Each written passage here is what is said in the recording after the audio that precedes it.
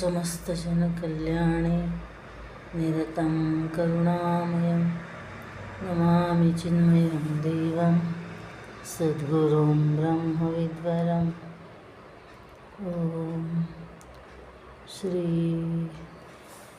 चिन्मय सद्गुरवे नमः.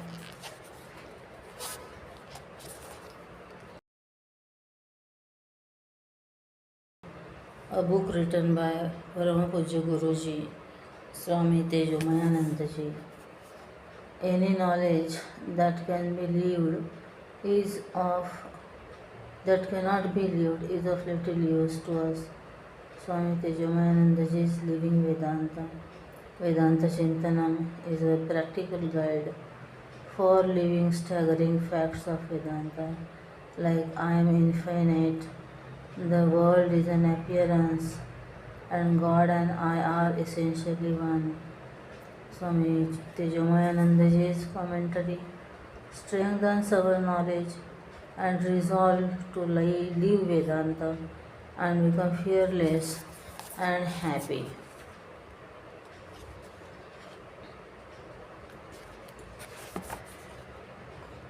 Living Vedanta, Vedanta Chintanam, composition and commentary by Param Poojya Guruji, Swami Tejomayananda ji.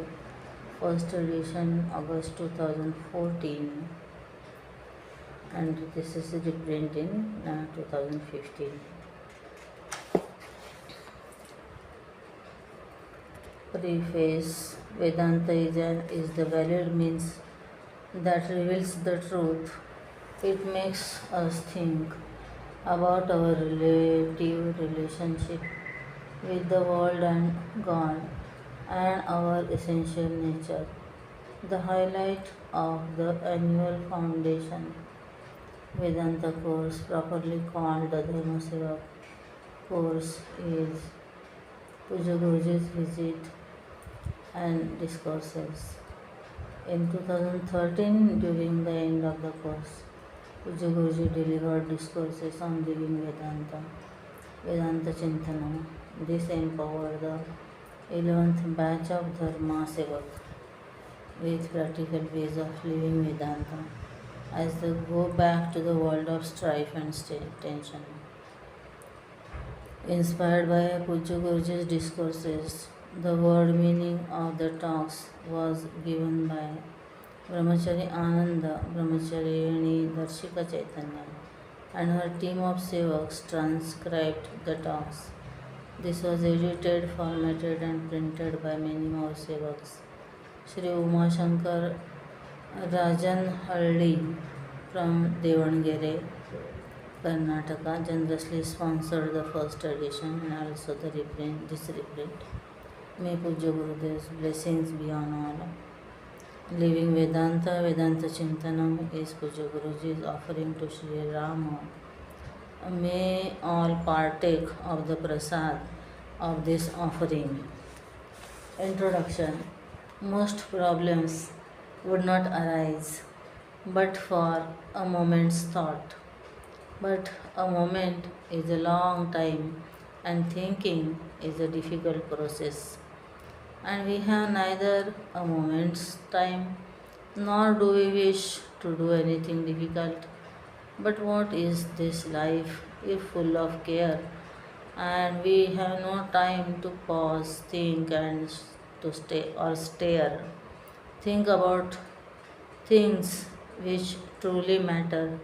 Think deeply about what is important in life, as most of our time is spent in the inconsequential or the routine or the urgent. We have no time left for the important things of life. Chintanam is to think, reflect and ponder deeply. What should we reflect upon? Herein we shall think on the practical use of Vedanta in daily life. What is Vedanta? Vedanta is the end portion of the Vedas, ultimate. It is available as dialogues between the Guru and the disciple, and these dialogues are also referred to as the Upanishads. What is the function of Vedanta? A. Vedanta, a means of knowledge. Vedanta is a means of knowledge to know oneself. Just as a mirror shows me myself, my body, Vedanta reveals my own true nature. B. Vedanta is knowledge of the truth.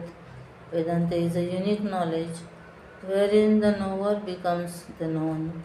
Just as the dreamer awakens to become the waker, the finite knower seizes and realizes his infinite nature.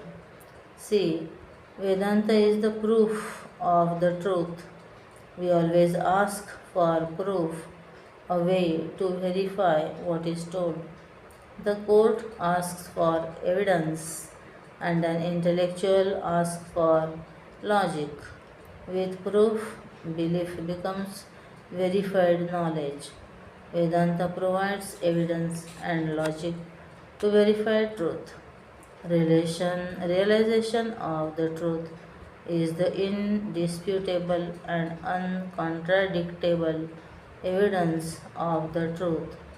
The function of a means of knowledge is to reveal an object as it is. Pramayaha karanam iti pramanam. Its job is not to create the object but to bring it to our knowledge. Jnapakam natu karakam. It removes the ignorance of the object and illumines it. For example, the sense of touch shows us that the nature of fire is heat and that it burns. It does not create the fire or the heat in the fire, but only removes our ignorance about its hot nature. Also, the means of knowledge does not prompt us into action, no prerakam, but only reveals what can be done. What we do with the knowledge that is revealed is up to us. For example, I come to know that a cuddly rabbit or a deadly snake is in front of me. To fondle or run from the rabbit or the snake is left to me. Vedanta introduces me to myself. Most of the world are either preferring to be happy or pretending to be happy. Vedanta puts an end to search for happiness as it reveals that I am the infinite source of all happiness. It ends my need to become something or someone as it makes me realize what I am already full and complete. Actually, that. I was once asked a long time back, what did Vedanta do for you? What did you get for the 10 years of being in Chinmay Mission and studying Vedanta? I said, before studying Vedanta, I would ask, what will I get before doing anything? Now, I have got something because of which this question has gone. My search has ended as I have found what I was searching for. So, why should I know Vedanta? If I am working for a company, I should know my designation in the company, my place of work, the working of the company, and also who my boss and the owner of the company is. Then alone will I fit into the company, relate to all appropriately, and work to satisfy the boss, progress personally, and achieve my company's goals. When we know the nature of things, we can make use of them beneficially. For example, I cook food and enjoy a hot meal because I know that fire heats. Vedanta teaches us about who we are, what is the nature of the world, and the big boss of the world, God. When we know our transactional and absolute relation with all beings, the world and God, we will be able to relate and interact appropriately and successfully. Sri Raman Maharshi says, without knowing the knower, can our knowledge be considered valid or real? It would be quite frightening if we forget who we are and our near and dear ones. Two elderly ladies went for a drive. Concerned by her driving, her friend said, do you know you jumped through three red lights? The friend exclaimed, oh dear, am I driving? Such senior moments can be quite disastrous. We get enslaved by objects attached to our body, stressed at our workplace, have problems in our relationships, are unhappy with our relatives, get scared of challenges, and become bored with life. Vedanta teaches us about the nature of the individual, the world, and the Lord. Vedanta Chintanam gives us how we can apply this knowledge in our life. A doctor who cannot diagnose and treat the patient is not considered a good doctor, even if he has a lot of knowledge of medicine. Of what use is the knowledge if it does not translate into practical usage?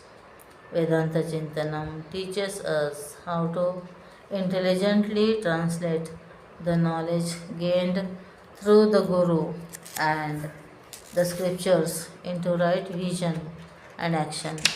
For example, Vedanta says that I am not the body.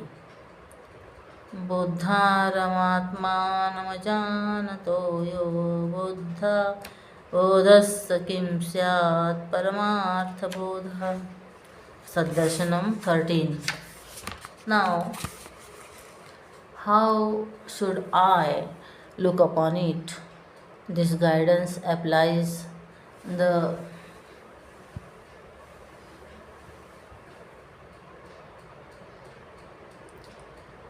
for those who have at least heard and understood Vedanta intellectually, Paroksha Jnana. The question of guidance and application of the knowledge of Vedanta does not arise for one who has directly realized Aparoksha Jnana, the truth of Vedanta. He is then seen to be choicelessly living Vedanta. The first verse is an invocation prayer and is also introduces the theme of the text. Shri Ramaya Namastubhyam Krupaya Tava Shakyate Sukhenabhyasitum Labdham Jnanam Dainika Jivane. Salutations to Lord Shri Ram. It is by thy grace alone one is able to practice the gained knowledge with ease in one's daily life. Salutations again and again to Lord Shri Ram.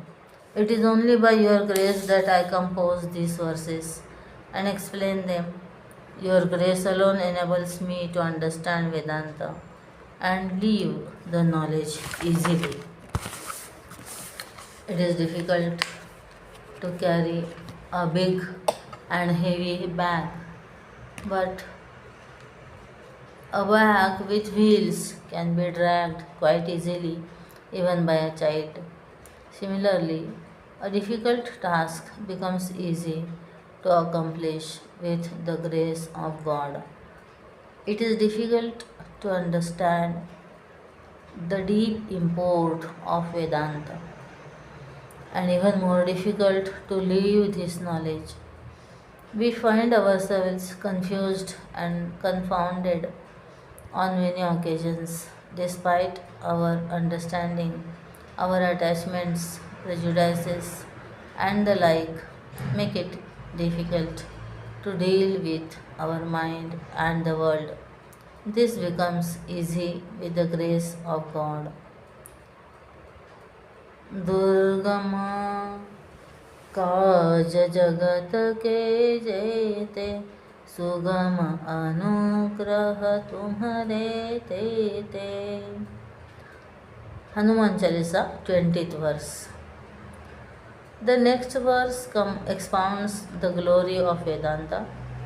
Vedanta darshanam shuddham pratykshanubhavam param सर्वदा येन तिष्ठन्ति प्राप्यते तैर्ध्रुवं padam. The vision of Vedanta is supreme, sacred, purified, and can be directly experienced. Those who remain steadfast in it, they attain the eternal goal.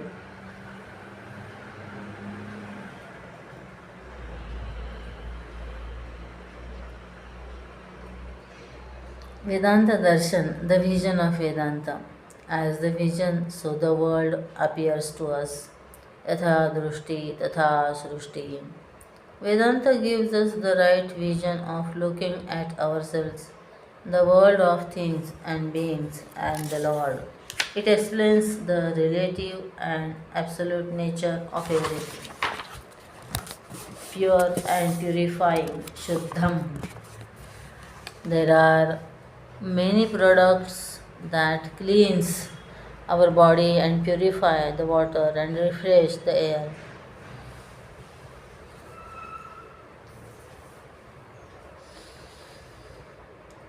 Water and fire are natural purifiers. Mantras purify and sanctify the atmosphere, and our speech and a dip in the holy river cleanses our sins. But these have a short and long term effect.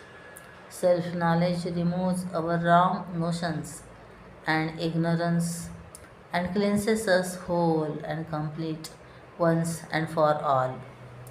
That is why it is said that there is no greater purifier than self knowledge. Nahi jnanena sadrusham pavitramiha vidyate. Gita, chapter 4, verse 38. Supreme Param. Vedanta is the knowledge of the Supreme Truth and also the highest knowledge, as it puts an end to the sorrow and seeking. It is the very foundation of all knowledges. Sarva Vidya Pratishtham. Mundakopanishad 1.1. Directly experienced, Pratyaksha Anubhavam.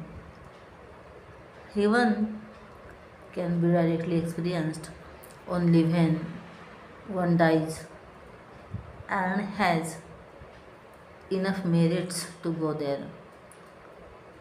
Most scientific facts are only heard or read, truths for which we have neither the equipment, time, or ability to verify directly. However, the knowledge of Vedanta can be experienced and verified directly by anyone who has a pure mind. This knowledge can be attained by anyone irrespective of their caste, creed, color, gender, nationality, or religion.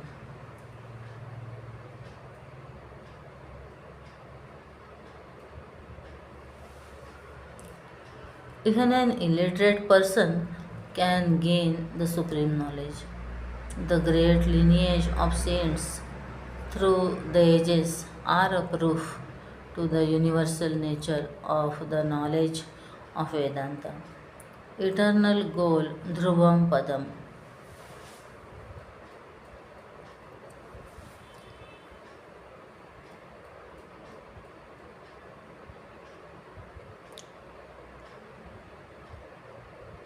In this world conditioned by time, the truth alone is eternal. Those who pursue the eternal truth with consistent efforts themselves become immortal, unconditioned by time. What does Vedanta say? नाहंकारो मनो बुद्धिर्देहो नाहं कदाचन इति वेदान्तवाक्यस्य भावश्चिन्त्यः पुनः पुनः.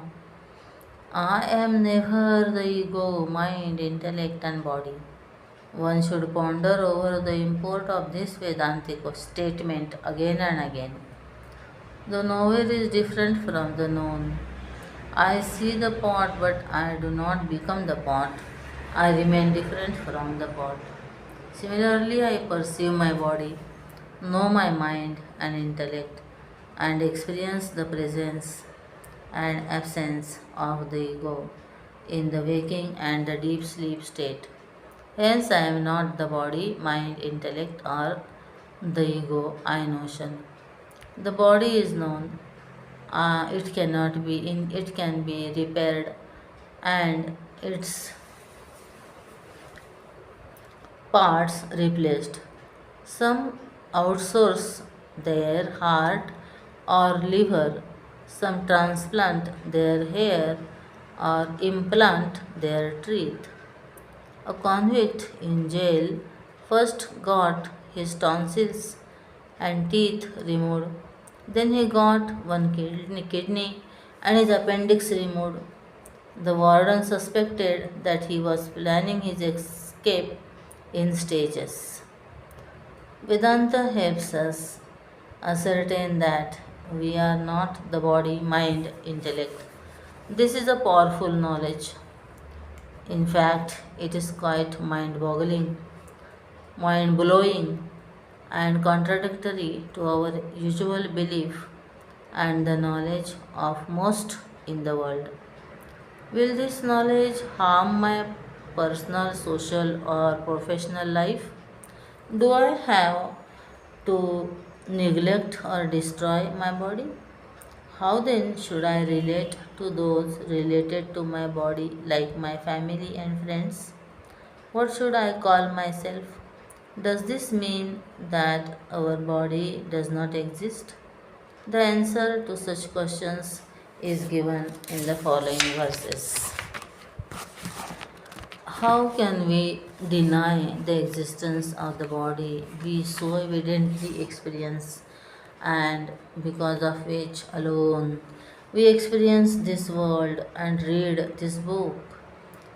It is explained thus: तेषामात्मत्वमात्रं हि निरस्तमिह नास्तिता योजनीयाश्च तस्मात् ते व्यवहारे विवेकतः.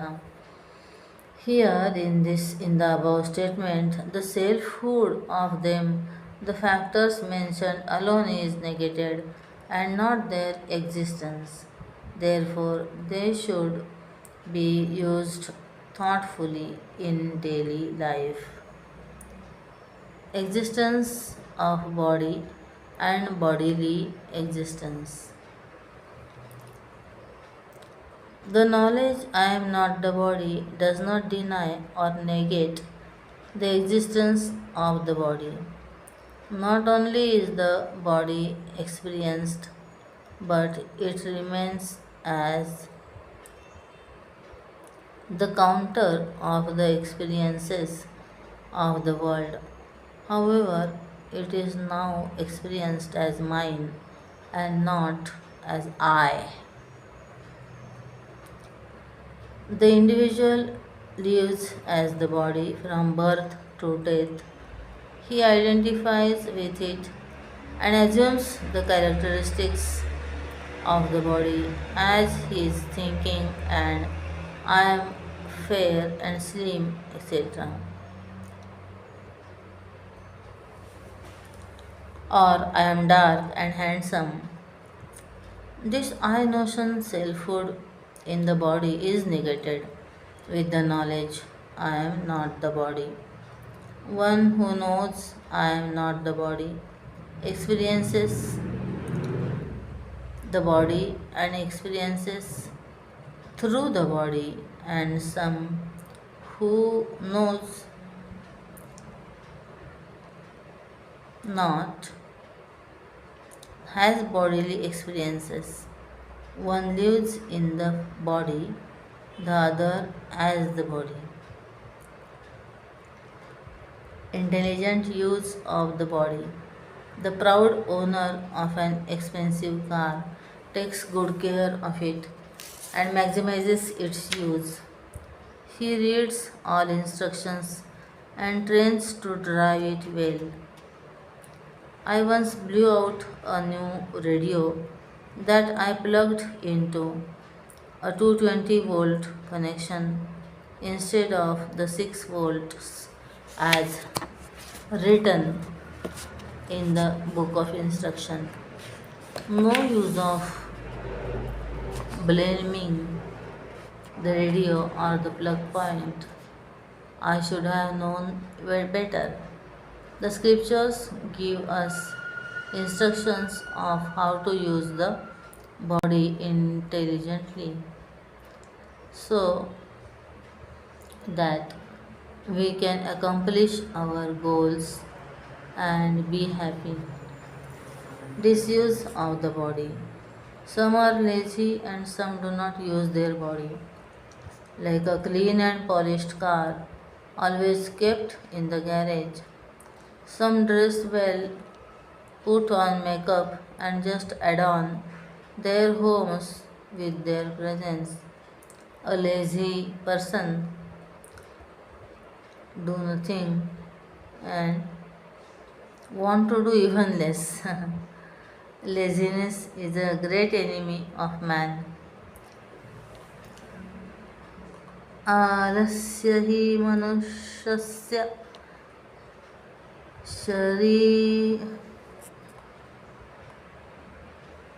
शरीरस्य महारिपुः सुभाषितम्.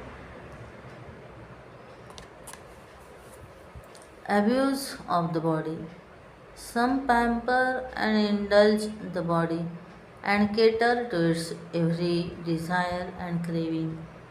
Some abuse it with heavy drinking, smoking, or drugs.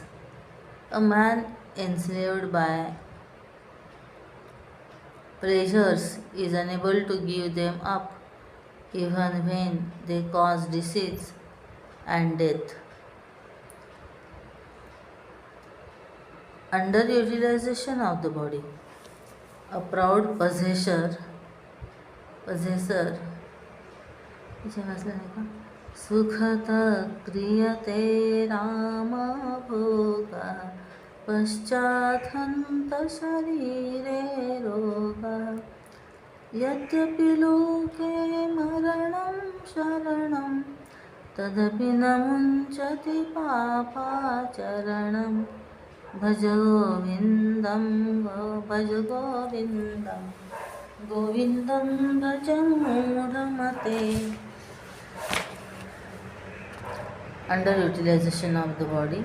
A proud possessor of a smartphone may not be smart enough to use most of its apps. He uses it like any other ordinary phone.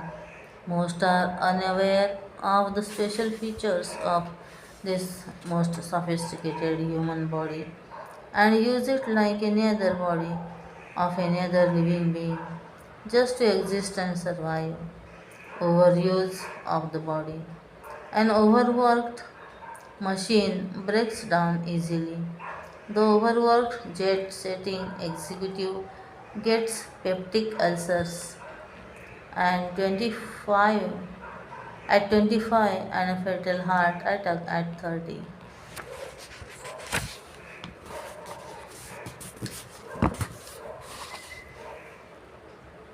What then is the intelligent use of the body? नरदेहः पुण्यप्राप्तः सर्वभूतहिते सदा निःश्रेयसी च योक्तव्यः सर्वेशे चातिप्रेमतः. Human body is gained as a result of countless merits. It should always be employed in the welfare of all beings, in attaining liberation and in support and in supreme devotion to God. A rare gift. Human life is special, unique, rare, and therefore precious. It is attained due to the merits of many lifetimes and through the grace of God. दुर्लभं त्रयमेवैतद्देवानुग्ररहेतुकं मनुष्यत्वं मुक्षुत्वं महापुरुषसंश्रयः. Vivek Chudamani 3. The human birth is indeed the rarest of birth. Jantūnām narajunjantava kartum shakyam. The indeed a great boon. The dignity of human life is in being humane. We can also become divine. This is not possible in any other body. If we do not attain divinity, it is indeed a big mistake, a lost opportunity, and a great loss. Iha chedvedidata satyamasti na chediha vedin mahati vinashti. Kenopanishad 2.5. What should we do with this special body and mind? This body indeed is the first. His body indeed is the first vehicle for doing dharma. Sharira madhyam khalu dharma sadhanam.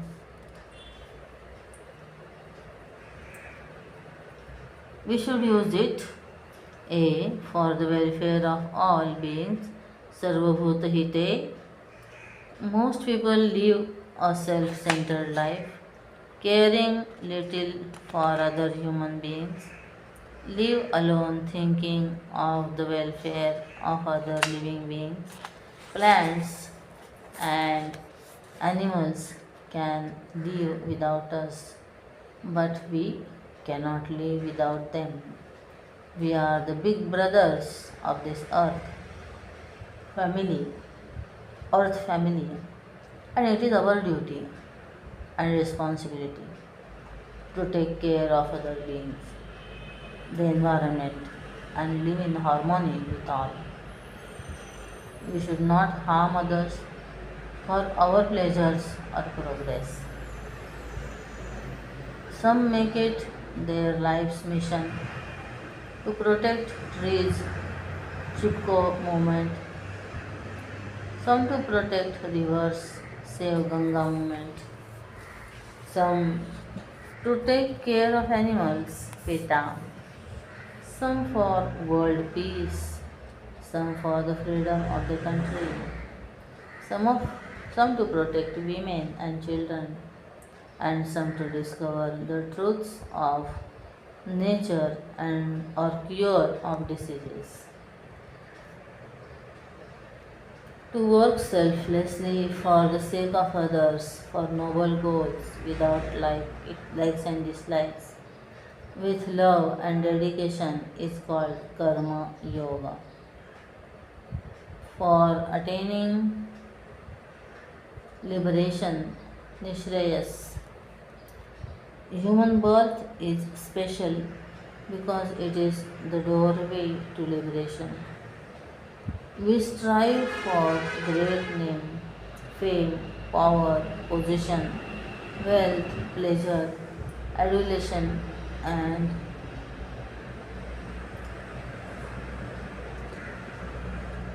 following for becoming happy. Liberation is attainment of unconditioned bliss, freedom from sorrow, stress and limitations, and freedom from the cycle of birth and death, gain of finite name, fame, and so on is fine, but the gain of infinitude is the highest goal of life, of human life, Parama Purushartha. I have seen sparrows pecking at the mirror, trying to meet the sparrow reflected in the mirror, trying to meet the even when the mirror is covered, they in ignorance come again and again. Alas, they have no guru or scripture to point out that they are seeking only themselves. To pursue the path of knowledge in order to know one's own true nature and to gain liberation is called Jnana Yoga. For devotion to God, Sarveshe Ati Premataha. Love unites. Love for the omniscient, omnipotent, omnipresent Lord, who is creator, nourisher, and protector of all, and the very indwelling heart, self in all, unites us with the entire universe. Animals too have love, but cannot love because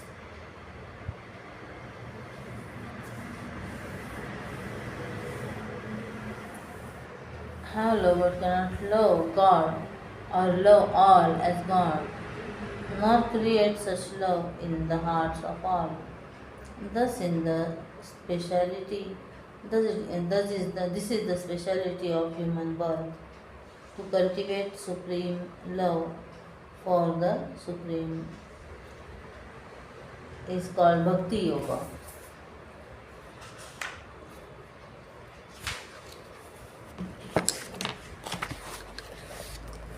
We continue in next class.